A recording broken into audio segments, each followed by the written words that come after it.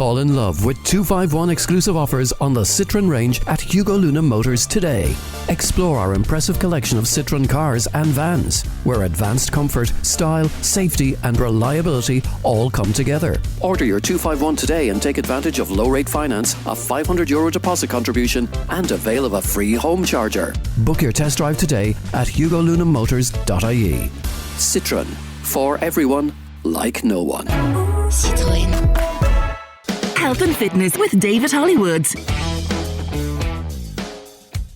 Hello and welcome. I hope you're keeping well. Let's have a look at what's coming up on this week's show. Ireland is now the most popular place for parkrun worldwide, with over 500,000 people registered. Mullingar's parkrun has been a massive success since its arrival in 2016. Martin Murphy's a member of the core group of volunteers there and joins us to celebrate parkrun's success. DCU are asking farming families for their stories. Dr. Siobhan O'Connor, Associate Professor, is on to tell us about the research they're hoping will lead to healthier and happier farm holdings. Our reporter Courtney Callaghan has the questions ready for Sinn Fein's new spokesperson on mental health. That's Longford Westmeath TD Sorcha Clarke. And we look forward to the Tullamore Community Games with their chair, Vincent Hussey, his son A, and secretary, Irina Paznikova. It's emerged that 1 in 10, around 9%, of Ireland's population is actually registered for parkrun, and that's over 500,000 people. It makes Ireland the most popular place for parkrun, and one of the more popular parkruns in the country is in the Midlands. We're heading to Mullingar in Health and Fitness next. I'm very glad to say that a member of the core group for Mullingar Parkrun, Martin Murphy, joins us. Martin, look, parkrun's a runaway success, no pun intended, in this country, but Mullingar certainly one of those success stories. How are things going with Mullingar Parkrun these days? Hello, David. Yes, we're delighted that our parkrun in Mullingar is going from strength to strength, week on week. We have the unique attraction, I suppose, that Mullingar Parkrun is one of the flattest parkruns in Ireland. We're claiming it's the flattest, but someone in statistics might tell me otherwise, but we're claiming it to be the flattest. Take it one. while you can take it, exactly. Absolutely. We'll take that. But aside from that, just people just seem to like to come to Mullingar. It's just, I suppose, it's in the centre of Ireland. People come for different reasons. Without going into it too much and complicating it too much, there's people that do an alphabet parkrun, which means that they do A, B, C, D, E, F, G, all the parkruns beginning with A, B, C, D, stuff like that. Others would have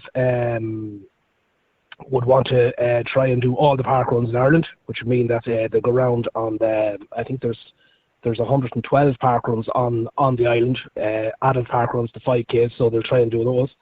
And the other thing is just, I think the camaraderie and the bit of crack, and in Mullingar, I think people come back for that, and I think they enjoy it, and an awful lot of people will comment on that, even on our Facebook page and Instagram and stuff.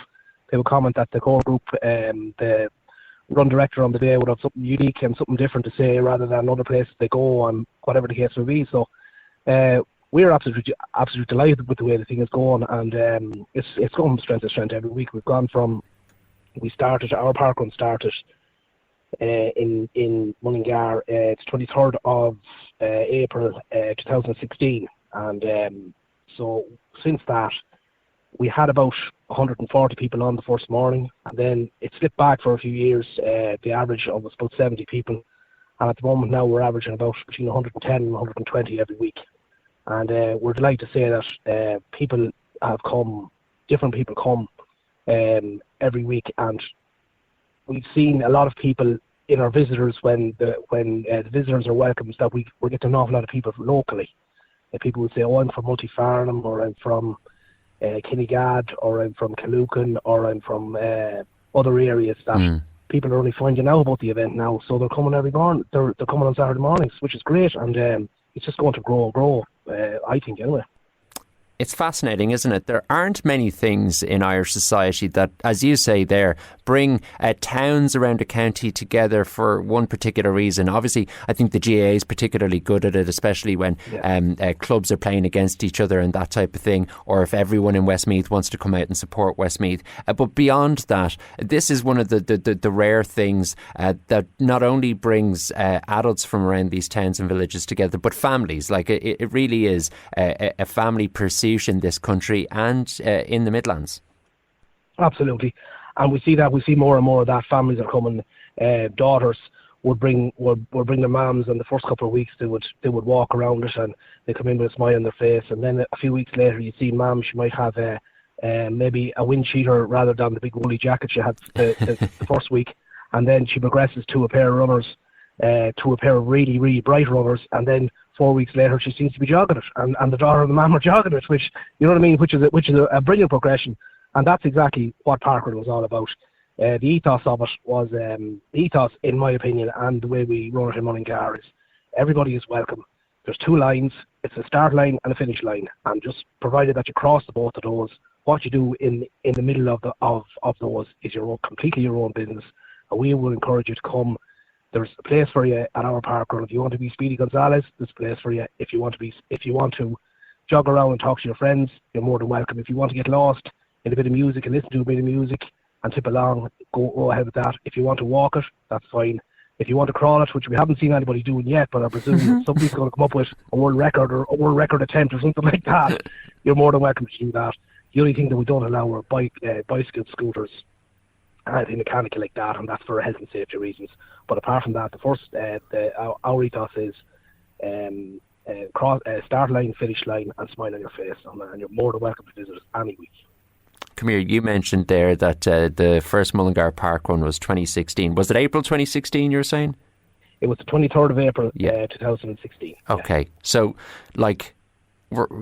this time next year you'll be preparing for the 10th anniversary. Can you believe the time has gone so quickly? What have you observed in Ireland's culture, in Ireland's relationship around parkrun generally in those 10 years? Well, just what I have observed at the start of it was, even in Mullingar, there's excellent athletic clubs all over the county, brilliant athletic clubs. Mullingar Harriers are a serious athletics club in there. For serious athletes, and best of luck to them, and it's fantastic to see it. And there's Kinnegad there, there's North West Meath, Castlepollard, there's Athlone, brilliant athletic clubs.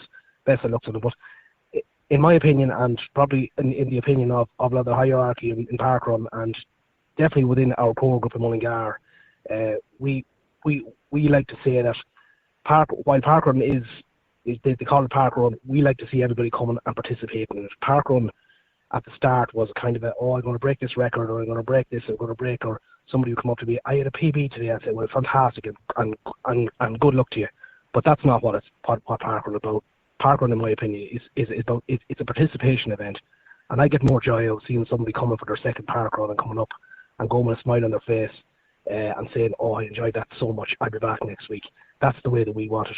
Yeah, I like how you put it earlier. There's a start line and a finish line, and the goal is that we all go through it, and it's kind of like a metaphor for life in a lot of ways as well. Absolutely.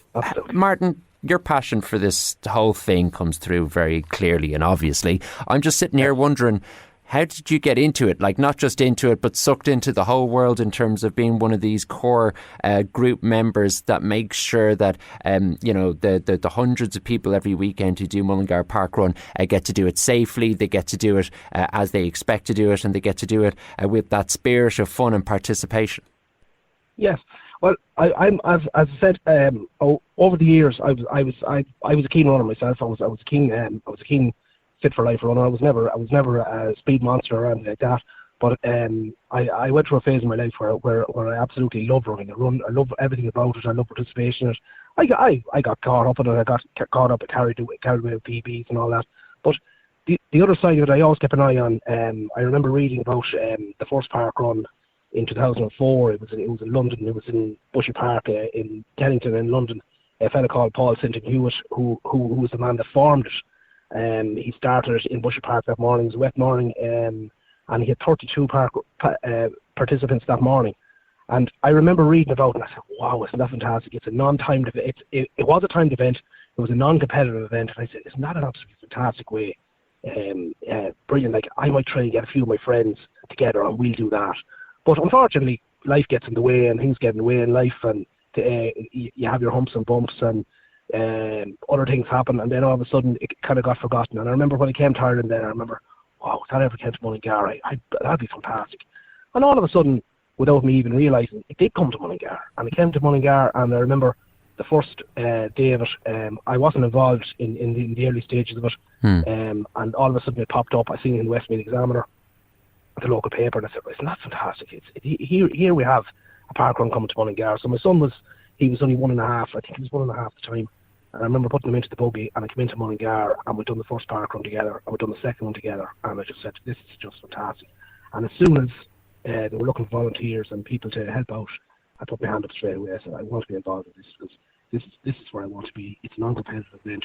People are going to have fun here. People are going to enjoy themselves, and we're going to see a progression in the human being from, as I said earlier, from walking, crawling, into a jogger, into having fun, into enjoying it.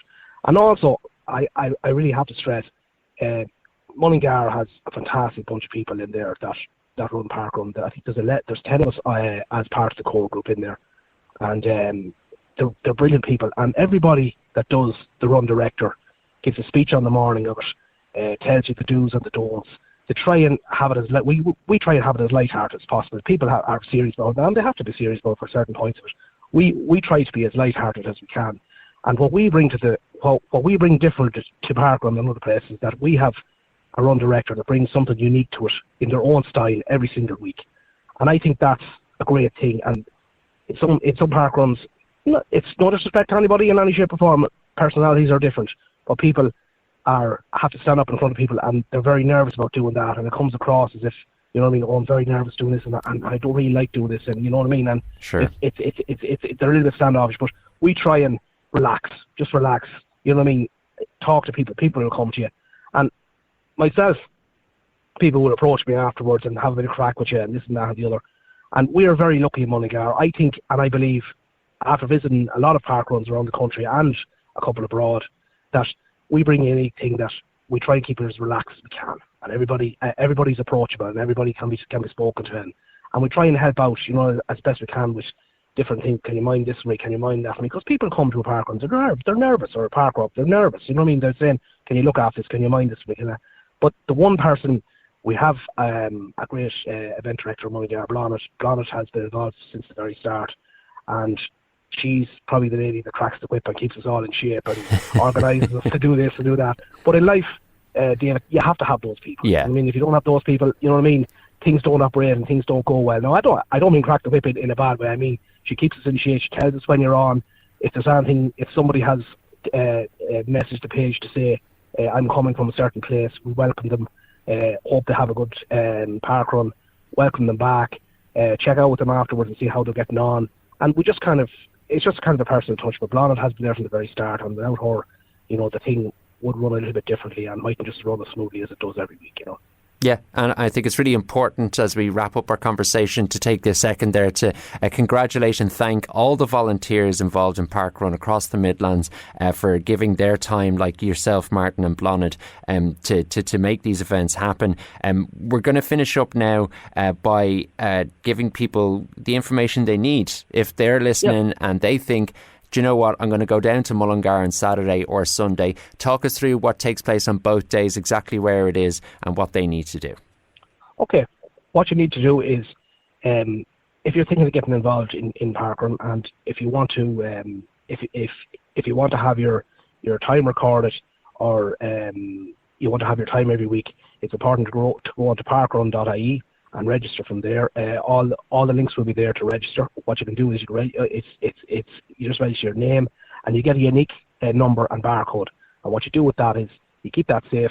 Bring that with you on the morning of the event. It's at the County Council Yard, Machinery Yard in Mullingar. Unfortunately, I don't have the coordinates at the minute, the GPS coordinates. But what you can do is, if you log into our page, our Facebook page, Mullingar Parkrun, you'll find all the details there of how to get there. As I said, there's 2 lines, a start line and a finish line. Cross the 2 of them and go home with a smile on your face and tell all your friends about it. And we'll see you every morning in Mullingar at 9:30. It's a 9:30 kick-off, and we ask you to be there 10 minutes in advance for the run director's briefing, the safety briefing, or whatever the case may be. Dead on. And that's Saturday at 9:30 for the 5k adult park run. There is a kids park run on the Sunday, Martin. Give us the start time for that one. The Sunday morning one is at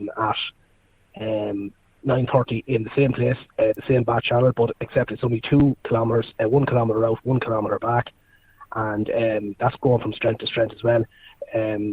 Our event director there is a lady called Annette Bennett, and Annette is a very enthusiastic lady, and she's a fantastic core group with her there as well.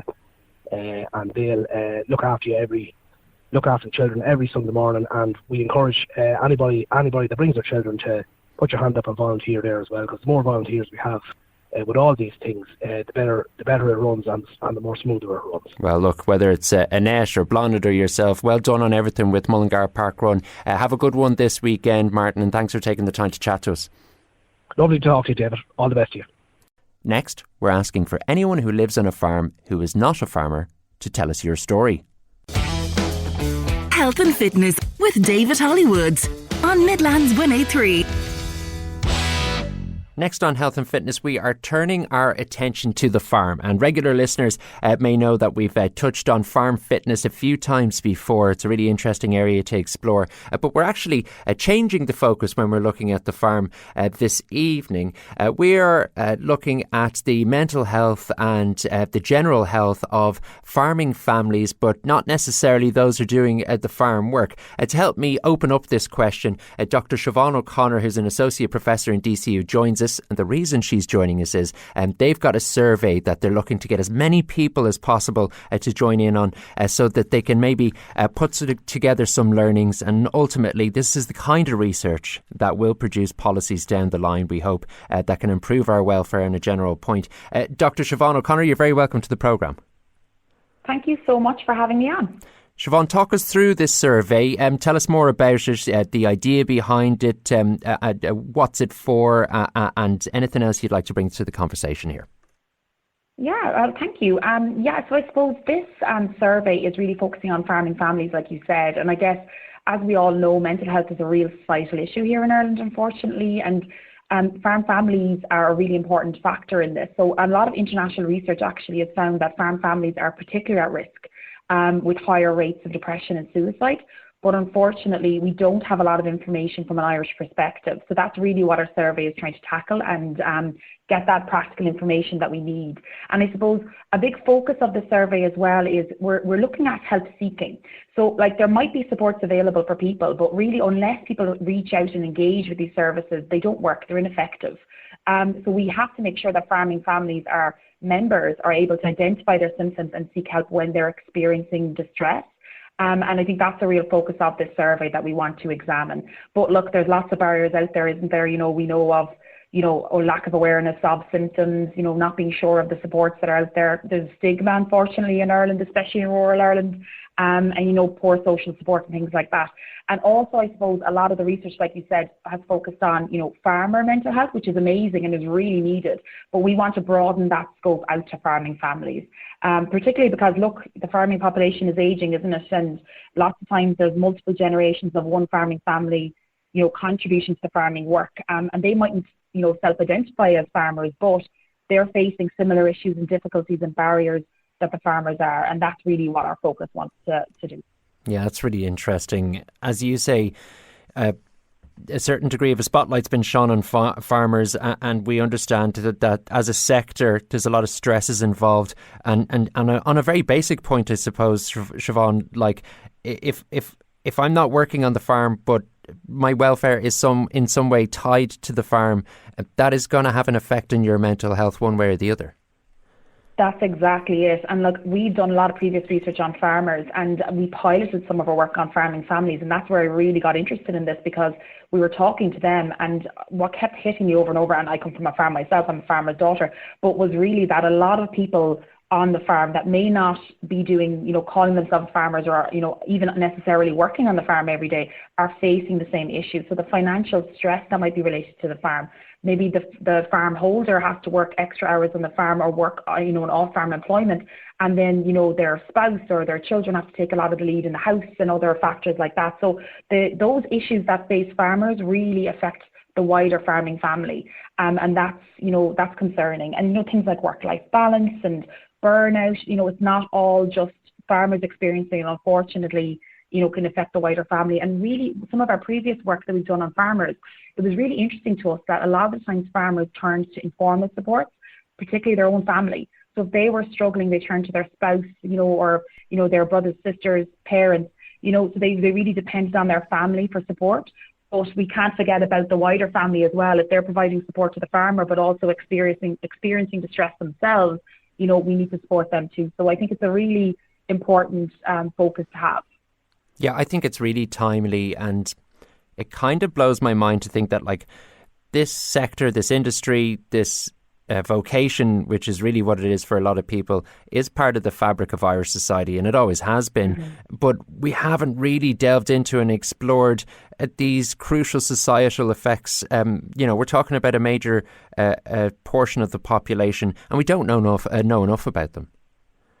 That is so true. And rural Ireland is so important, and farming is so important. Without farming, they provide so much, the industry is so critical, the food they produce, it is a really important role. And I love the word you use there, vocation, because it really is. And it's a vocation not just for the farmer too, right? The whole family is all involved in that. So it is really, really important. And unfortunately, in Ireland, we do have a stigma around mental health, and a lot of the time it can be self-stigma, that it's almost ourselves, that we put so much pressure on ourselves to be the best, to be always perfect, to have everything right. And things happen in life that you might need support, and it's really important for us to be confident and feel like we can reach out, whether that's informally to other people or to the formal supports that are out there. So I think it's really important that we talk about it more and go further than just talking about it, because I think that is improving slowly, but it's happening. But I think we need to, conversations like these are amazing, but I think we also need to encourage people to reach out for support and, share that it works and it helps, and that, when they're struggling, that they go and seek help. I think that's really important as well. Yeah, it goes without saying, but then it has to be said that the help does indeed help. And the biggest test for a lot of us is taking that first step. I don't think anyone nearly ever regrets reaching out for help when it comes to it. What will be a great help hopefully in the future is if this survey is of great success in terms of the amount of feedback you get. We're going to throw it up on midlands103.com this week, but you might tell us where people can get hold of it as soon as they've heard this interview on health and fitness. Yes, of course. Yeah, so we have, we're basically on all social media. It's Farm Health, so FARMFAMHEALTH. And I suppose Instagram is probably the easiest one because our survey is directly on the profile. But we're on X, Facebook, Blue Sky, LinkedIn, TikTok, absolutely everything to get the survey out there. And you can also contact me, Siobhan.O'Connor at DCU.ie, if anyone can't find it and wants further information. And I suppose we're starting off with the survey, but this is a long-term project. And we're also going to be doing interviews with farm family members and using all this information to design a program that will hopefully help enhance people's, confidence in seeking support when they need it. And, really a resilience program essentially for farming families. And we'd love to hear from farm families members and get their input in the survey and beyond to create that hopefully will help support people.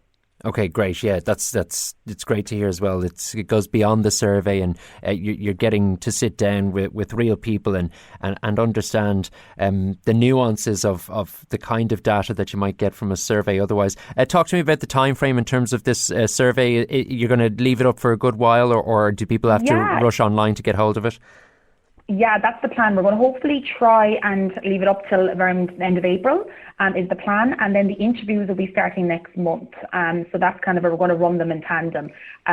So there's a bit of time open, but we would love for people to fill it in and also to share it. Every response matters. So if you yourself aren't a farm family member, but if you know someone, we'd love if you sent it on to them. We'd really appreciate that. On a broader point, Siobhan, it must be really interesting to work in a line of work where I presume you've got a bit of a team together doing this research. You're working towards a common goal that you all generally understand to be virtuous, for want of a better expression. Talk to us about the kind of personal satisfaction you get from working on projects like this. Oh, it's honestly, I always thank my lucky stars when I come into work, because I'm so lucky that I get to work on research like this that can make a difference and that I'm so passionate about. Like I said, I'm a farmer's daughter myself, so I understand the difficulties faced, by the farming community, really. So the fact that I get to do something to try and aid people is really, really exciting. And, all the research we do and the team we have here in DC, we're so lucky. We have a big group of us here working on it. They're all really amazing and really passionate about the rural Ireland, really. So we're so lucky. And I think that's the main thing, what drives me and definitely our research team.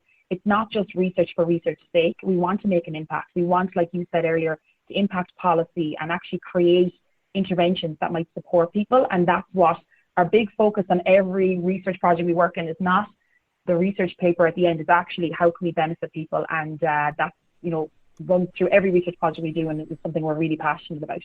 If you want to contribute to Siobhan and her research team's work, it is Farm Fam Health, FARMFAMHEALTH, to grab that survey. And of course they are looking for anyone who's part of a farming family to get involved, maybe sit down with them and have a conversation. Siobhan, the very best of luck with your work and to your research team as well. Thanks for joining us on Health and Fitness this evening. Thank you so much. I really appreciate it. Longford Westmeath TD Sorcha Clarke is Sinn Féin's new mental health spokesperson. She's on Health and Fitness next. Surprise yourself with the all-new 251 Suzuki range at Hugo Luna Motors. Suzuki's Japanese quality is ready to stand out and make you feel proud every time you drive. Whether it's the zippy Swift or the adventure-ready S-Cross, enjoy 0% finance, handy tech, safety features and great value as standard. All wrapped in the fun and efficiency of a hybrid. The only tough part? Choosing which car to drive. Visit HugoLunaMotors.ie today, where we're not just different, we're good different. Finance subject to status, terms and conditions apply. Health and Fitness with David Hollywoods on Midlands 183. Welcome back. Our reporter Courtney Callaghan sat down to chat to Sinn Féin's new spokesperson for mental health this week. Sorcha started the conversation talking about just how much it means to her to be given the brief. It's huge. I'm absolutely delighted with this opportunity, particularly at this time. One of the major issues when I was education spokesperson that came from not just school leaders and parents and some children as well, is how important for them mental health is. My predecessor in this role, Mark Ward, had done phenomenal work in it, and I'm really looking forward to getting under the bonnet as such of this portfolio, and more importantly is getting out into the constituency and speaking to those who work with people who are suffering with mental health illnesses.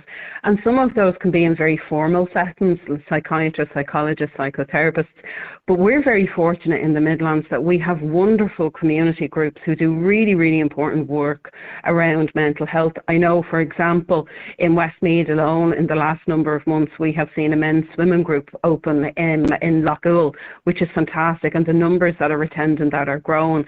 So it's really important for all of us to understand that our mental health is something that we need to look after, that it's something that we need to be mindful of, and it's also something that we need to be aware of, that when we are struggling, we don't always have to go to a very formal setting. There are others in our communities that we can lean on, that we can reach out to, and who will see us through a difficult time. Yes, there will always be space, and there should always be space for more formal settings. But in our communities, the more conversations we can have around mental health, the better. The more opportunities we use to speak on mental health, the better. And as I said, it is a fantastic area. There's wonderful people who are working in it, but there are very real challenges also, particularly when it comes to our younger members of society. With the regulation of CAMHS, we've seen some really horrendous reports come out, whether it was the Maskey report or the report from the Mental Health Commission around what had happened in the South Kerry CAMHS. Nobody wants to see that repeated, but in order for us to be able to deliver as a state the best possible mental health services that we can, we need to ensure that the Mental Health Act is updated. It needs to be fit for purpose. It needs to be relevant to society today.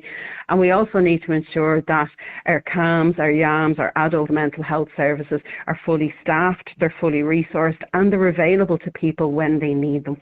I think that's a very important point that you've brought up there. I think sometimes it can nearly frighten people, the fact that they think that maybe it has to be a very formal thing, and that's a lovely thing to point out to people and remind them, I suppose, as well. And Sorcha, why do you think you're suitable for this role?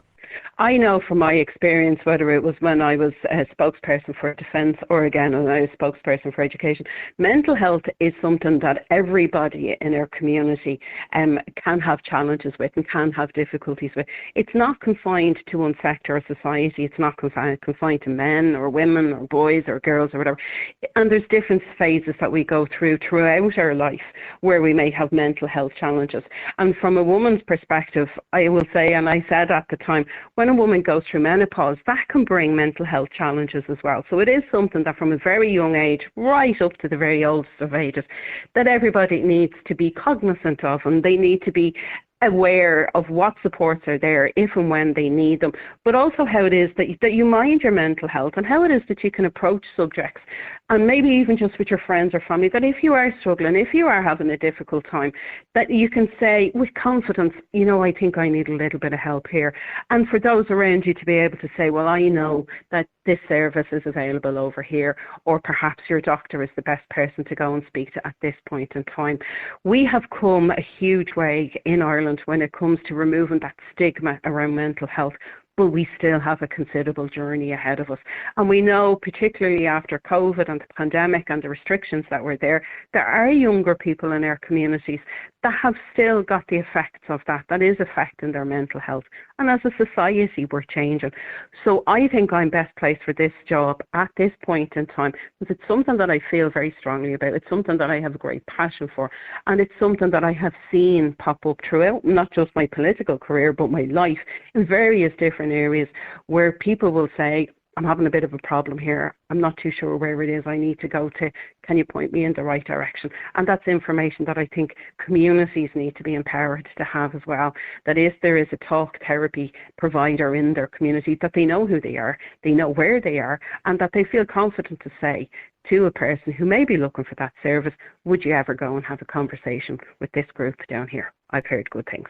100%. And I think it's about, as you're saying, they're progressing it and making people feel comfortable to do that, to come out and talk. And Sorcha, what will this role actually entail? So we have a number of pieces of work that Sinn Fein actually laid out within our election manifesto that we want to see delivered. And that involves the very formal side of it, so the integration of our mental health service and wellbeing right back down into our community service, including groups such as Jigsaw. We need to ensure that our CALM service is fit for purpose. What we are proposing to do is a new model of delivery for child and adolescent mental health, which would cover people up to 25. What we want to see is an action plan to combat loneliness and isolation, which is something people in rural communities will speak quite often about, and it's really important. But we also need to see de-escalation teams and regional crisis resolution teams put in place in our EDs, but also in our primary care centres. Our dual diagnosis facility, Keltoy, that must be reopened. That has to be a priority. And ultimately where we want to get to is a no wrong door policy, and that would include the delivery of an all-Ireland mother and baby and I have to say that one again, an all-Ireland development of a perinatal mental health unit for women who may be experiencing postpartum psychosis following the birth of their baby, where their baby can stay with them. From a workforce point of view, we need to see that strategic multi-annual plan and that significant increase in the graduate and postgraduate training places that are available to people. Sadly, it's not something that we have seen the previous government take the necessary steps on. For example, while last year CAMS got an additional 2.9 million, the government had decided to put 9 million into mobile phone pouches. We want to make this a priority. Our communities are telling me that this needs to be a priority. And what they're also saying is that there's too many people losing their life to suicide because of mental health, and we need to address that seriously. Every life lost to suicide is one too many. Every life unfulfilled because of untreated mental health issues is really, really sad. It's simply not good enough. So there's a considerable amount of work to be done here from a legislative point of view, from a resourcing point of view, but also from empowering communities. Great to hear that you plan to focus on all the different sectors. I think that's very important as well. And how do you plan to enforce change within the sectors? So when it comes to changes within the sector, those who work in the sector are those who will say what the area of the sector needs, and we need to listen to them. Government needs to listen to them. For example, we know that there's 830 acute psychiatric inpatient beds below where it needs to be. That's just simply not good enough.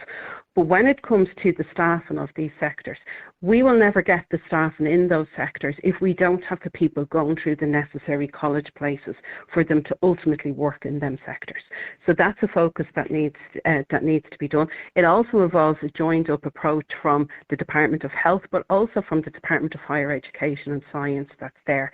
We need to look at how it is that those community groups are funded, whether it's through local authorities, whether it's through national funding streams that may be available for them, because where they are doing really good work, oftentimes what they will say is it's a constant battle year on year. There is no multi-annual funding for them, which makes it very difficult for them to be able to plan. And when a service is functioning and when a service is delivering for those struggling with their mental health in communities, they at the very least should be able to forecast their budget for the next 2 or 3 years. We need to see consultant liaison psychiatrists in every emergency department across this state. That is something that the psychiatrists themselves have said that they would be open to based on negotiations around contracts, based on negotiations around funding and resourcing.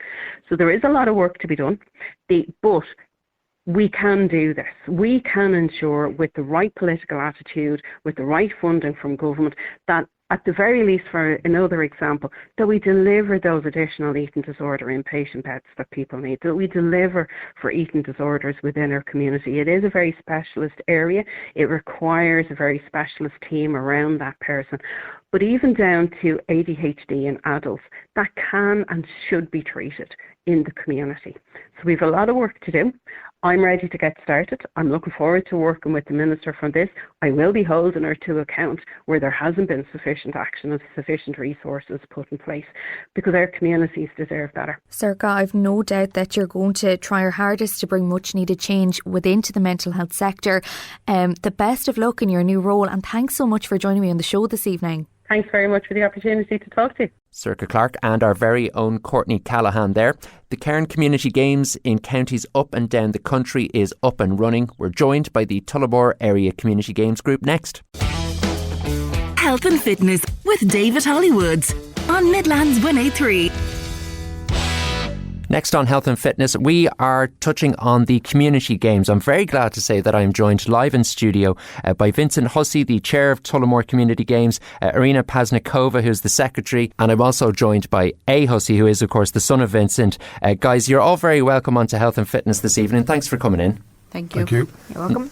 Okay, so today what we are talking about are a couple of the events coming up in the Tullamore area for the community games. We've got an art and handwriting competition, and we've got swimming as well. Vincent, in terms of these events, let's talk broadly first. It's a great opportunity for children to socialise, to sort of meet plenty of other people in their community, and a healthy atmosphere around stuff like art and exercise. Yes, so the community games is for children between the ages of 6 and 16. Some events are slightly different age groups. The art and handwriting is, the art is from 6 to 16 and the handwriting is from 8 to 14. So it's an opportunity for I suppose children to meet each other, to do something in a fun setting. While it's competitive, it's not ultra competitive, and to have a bit of fun and to show what they can do. Yeah, well, that's it exactly. I think everyone is familiar with the spirit of the community games arena. From your perspective, what do you get out of being involved in it, and what do you enjoy about the community games? I like, that it's opportunity to meet new people, so to see how parents are getting involved in the children's life, because at this time it's very hard to be a part of the child life, when they are busy in the school or some other attractions, and then if you are, as a parent, getting involved, so you know what the child is doing, you bringing him to the trainings, or you asking what they would like to do, or what they thinking even about all the community games, and what is that for them. And it's really bringing even the family together closer, and the same with the just interaction with other kids and other family and parents, and just a society together.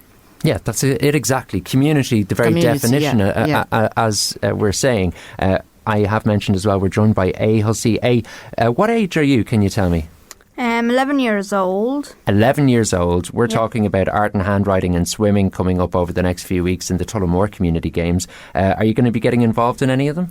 Yes, I'm definitely going to be doing the swimming. Art and handwriting, I would want to do it. Last year I did all of them, have to say. There weren't many boys at the art and handwriting, so... You were representing the boys. Yep, mostly. Guys, my handwriting probably wouldn't pass muster. What do you think of that? I would have to say you could get you could try your best. I'm going to put us out of our misery here. I've got spider scrawl, I would say. Would swimming be one of your favourite sports to take part in? Yes, it would be. Cool. Last year I did get to was it the county final or something like that? National final. National final, did you? Yep. You're going to get to take to the pool, though, in a couple of weeks' time. And we're going to talk about the swimming very shortly, Vincent. As A's laid out there, it's a great chance for kids to engage with this stuff. Tell us about the details in terms of the art and the handwriting that's coming up. I think it's next Friday. Yeah. So it's next Friday, the 28th of February. It's on in the Sacred Heart Canteen, which is on the Dangan Road side. We'll be starting at around 6:10 with registrations, and then the competitions will kick off at 6:30. And I think it's an hour each for art and for handwriting, so people can do both or do one or the other as suits them. Arena, if people listening actually like the sound of this and they've not looked at community games before, how do they find out more, or indeed how do they book their involvement? So basically what we do, each representative who is responsible for any of the activities like community games, let's say the basketball team, so they are making poster, and then this poster, we're trying to put it in the Facebook, all social media, what is, available, and also we have our email, and we're sending straight away those posters to every school, all surroundings areas, so we are available everywhere, in the Facebook, Instagram, so just if you dial, if you put the name of the community game, Tullamore, or something like that, you will definitely find the information. And also, if anyone has any questions, you can just email on the community games Tullamore, and straight away you will get a response, Or even if I won't be able, let's say, to respond straight away, you will get a notification, that I will try my best to find out any question what you have. Great. And you guys were good enough to send me in details before we sat down. So it's Tullamore at communitygames.eu for the email. How does the handwriting competition work, Vincent? That's really interesting, actually. What are the parameters? What does it involve? It's an interesting one. So the children are given a passage, and obviously it's a shorter passage for younger children, and then they write that out in their best handwriting. Like I said, they have an hour to do that, and then we have a mystery judge to judge the entries. And the entries that are judged to be the clearest and best written will progress to the county final. So it'll be the same entry will be passed on to the county final. Okay, good stuff. And then the art, this is basically getting children to create a picture based on the community games, depending on their age. If they're a bit older, they get to choose from a set list of community games. Yeah, so it'll be something relating to the community games, so that they might do a picture of a running event or swimming or soccer or whatever takes their fancy. I have vague memories of attempting to do this myself many years ago. Let's run through the details one more time for the art and handwriting competition. This is next Friday, the 28th of February. Children, if they're to enter, have to be 6 or over. Entry fee is £5. Children must be under the age specified on the 31st of July of this year to take part, and they must live in the Tullamore Community Games area. If you have any questions about any of this, as Irina has said, Tullamore at communitygames.eu is the place to go. And we can move next on to swimming, which is taking place on the 7th of March. Where is this arena taking place on the 7th? Yeah, so the swimming will take 7th of March at 6:30 sharp. It will be Clara swimming pool. So everyone is welcome, and the registration form will be at the place as well. So then all the parents will have to sign the consent form, and then £5 as well. So each child, they can swim as many strokes as they want, and by the end of all competition, they will be given the times. If they succeed, let's say they took first places in 4 or 5 different types of the strokes, then they will have to choose what they want to present in the county finals then. Okay, so say for instance if they compete in multiple races, they win a handful of them, they have to choose one. Just one, yeah. So whichever they are favorite or they're stronger, preferably, so they will just have to choose one, and then they will go, their names will be registered then and go straight away to the county final, so which will take place in Kilkenny. The county final will be in Athlone. Oh, Athlone, sorry, first Athlone, And then is Kilkenny hosting the national final? Yeah. Okay, great stuff. So am I right in saying that if someone finishes second in a race, but the person who finishes first chooses to compete in a different discipline, the person who finishes second can go into the county final, Vincent? What's the story there? There will be 2 from the Tullamore area in each event can proceed to the county final. Just 2? Yeah, so if, say, we have 4 different strokes at the older age groups, so there'll be 8 from Tullamore in a particular age group able to race in the county. Yeah, that depends on the group age as well. Okay, so we've got, in terms of the races, freestyle backstroke for the 25 metres, freestyle backstroke and breaststroke for the 50, and there's also butterfly for the under 14s and under 16s, and that's for boys and girls, all of the races I've mentioned. From your perspective, I've just mentioned the different kinds of races there, the longer ones, the shorter ones, the ones where you're swimming on your front or your back. Do you have a favourite yourself? I would have to say my favourite strokes would be backstroke and butterfly. Backstroke and butterfly. But they're really tricky and difficult, aren't they? The hardest ones. And breaststroke. Wow. And when you're swimming backwards, do you not feel like your head's going to go under the water? No. After you've done a while practising. Okay, well, it sounds like we may be hearing about a hussy and maybe a county or a national final in the future for the swimming. Guys, you've been great with your time. I really appreciate you coming in to give the Tullamore Community Games a shout. The very best luck with all of it going forward. It's not just these events, by the way, Irina, that we're talking about that are going to be taking place in Tullamore and, of course, across the country and in other areas. There's loads more. It's lots more, yeah. It's going to be the girls and boys under 16 or under 14 basketball. So it's going to be athletics and... what else, Vincent? Camogie, yeah. And soccer. Soccer. For the girls. So... Yeah. It's going to be, like plenty, type of sports that you Community can choose. Games season, that's what we're in essentially. And chess as well, we hope. Chess. Fantastic. Okay, so look, as we've been underlining over the course of our chat here on health and fitness this evening, tullamore@communitygames.eu if you have any questions. You've been listening to Vincent and A. Hussey and Irina Paznikova, all from the Tullamore Community Games. Guys, the very best luck with everything. Thanks for joining us. Thank you so much. Thank you. Thanks, Million. Another week on health and fitness is done and dusted. Thanks as ever for taking the time to sit down with us. We'll catch you next week. Take care of yourself.